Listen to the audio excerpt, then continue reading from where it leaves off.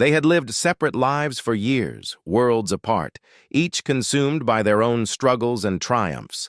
Time had a strange way of erasing memories and twisting destinies, carrying them down paths neither could have predicted, neither expected, to cross paths again. And yet fate had other plans. In a quiet, crowded workshop tucked between weathered brick buildings, their eyes met.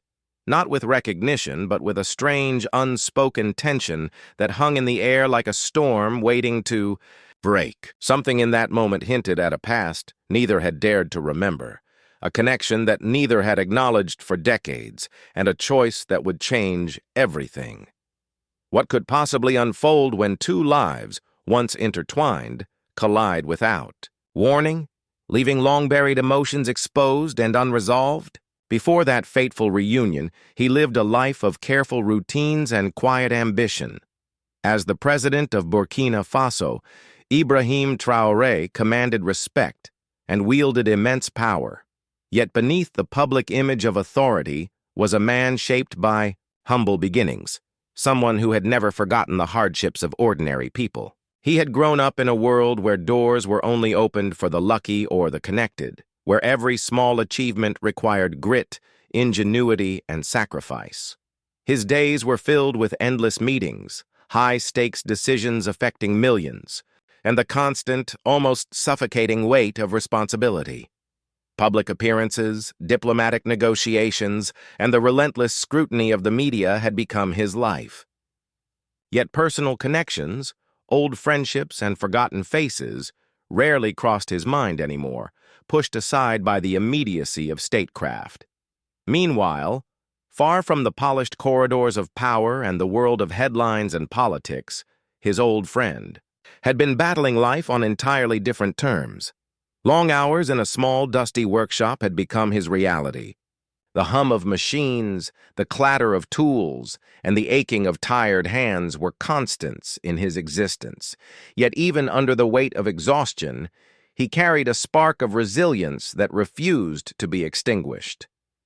There was a quiet pride in the precision of his work, the way he adjusted bolts, measured gaps, or wiped sweat from his brow, but it was constantly tempered by the relentless struggle to survive. Both had forged their paths, each navigating life's trials in isolation, unaware that fate was quietly steering them toward a collision neither expected. And as Ibrahim walked into that quiet workshop, the tension of what was to come hung in the air, heavy and undeniable. An encounter that would force them both to confront the past and the inequalities that had silently shaped their lives for decades. As Ibrahim stepped further into the workshop, the faint smell of oil, gasoline, and metal filled his senses, a stark contrast to the antiseptic polish and air-conditioned calm he was accustomed to in government offices. Machines clanked and sparks flew as his old friend bent over a car engine, grease covering his hands and smudging the worn fabric of his clothes. Every turn of the wrench, every movement of his body told a story of hard work, perseverance, and silent endurance. There was a quiet dignity in the way he worked, yet the weight of struggle was etched into every line of his face. It was almost impossible to reconcile this image with the vibrant, laughing companion he had known in his youth. The boy who had dreamed big dreams and never imagined life would be so unforgiving. Ibrahim watched silently at first, unsure if he should interrupt, but the realization of how far his friend had fallen struck him like a cold gust of wind. The injustices that had shaped this life were immediately apparent. A society that overlooked talent because of birth and circumstance, doors closed before they could even be approached, and opportunities withheld for reasons that had nothing to do with merit. He felt the sting of helplessness, but it quickly transformed into a simmering anger, a determination that things could not remain as they were. The world had failed his friend, and that failure demanded acknowledgement, action, and justice. Meanwhile, the friend sensed a presence but didn't look up, absorbed in the rhythm of work. Neither spoke, yet a tension filled the room, almost palpable. Every turn of the wrench, every drip of oil, every faint metallic echo resonated like a reminder of the gulf between their lives. Memories of shared school days, stolen moments of laughter, and youthful mischief flashed briefly through Ibrahim's mind, a bittersweet contrast to the harsh reality that now confronted him. How had life drawn them down such different roads? And why had he not noticed the struggles of those closest to him until now, blinded by the endless pursuit of power and responsibility? The tension thickened when a client entered the workshop. His presence was imposing, his tone curt, and his demeanor dripping with subtle disdain. Words were exchanged, dismissive remarks masquerading as casual conversation, and the friend flinched under the invisible weight of judgment, a reminder of the systemic barriers that had shaped his life. Ibrahim's anger, quiet but intense, boiled beneath the surface. The injustice was palpable.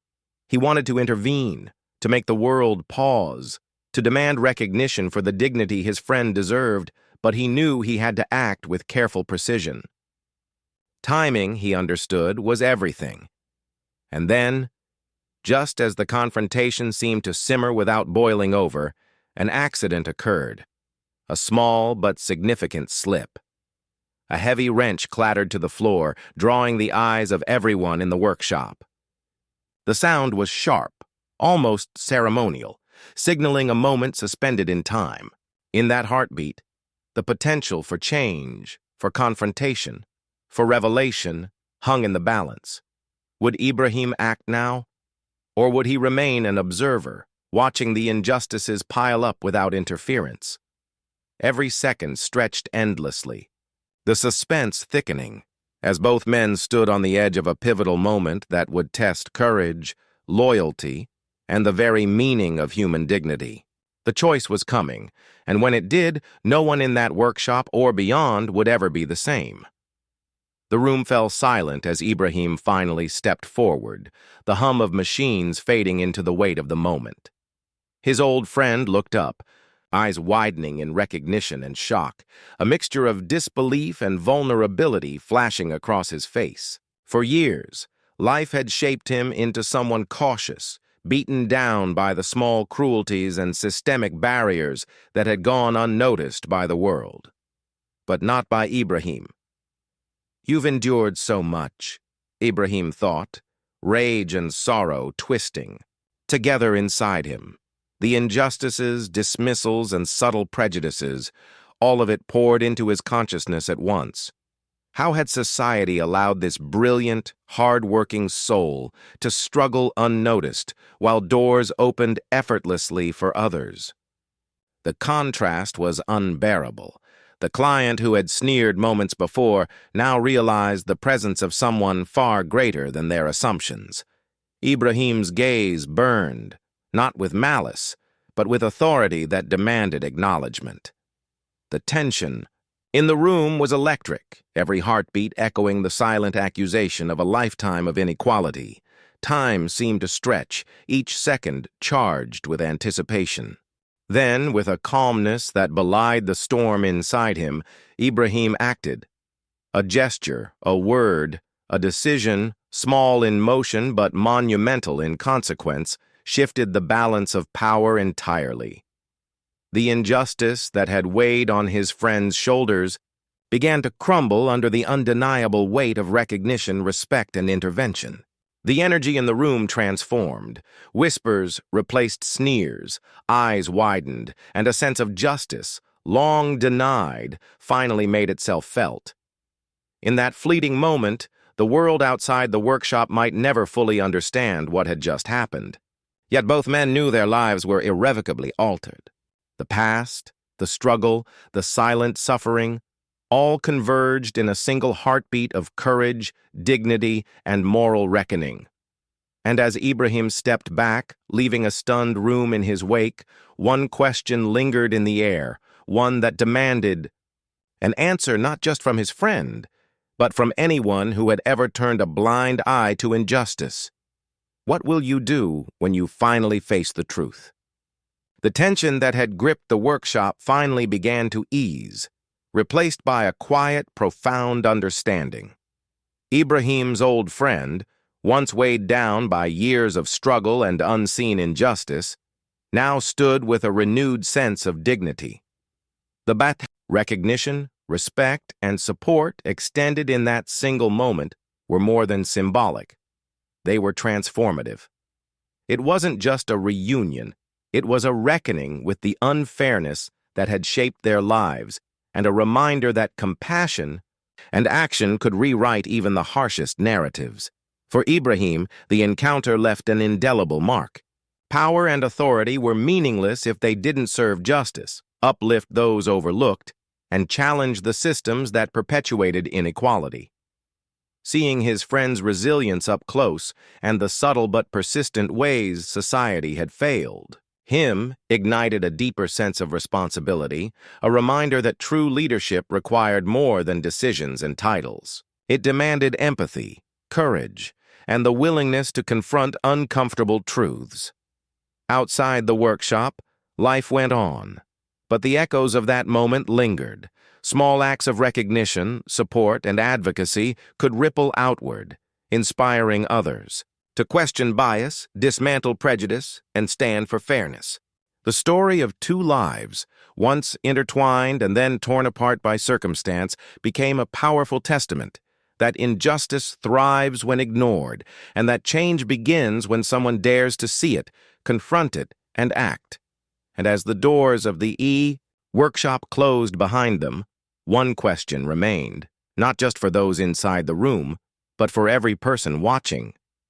When will you face the truths around you, and what will you do to make a difference?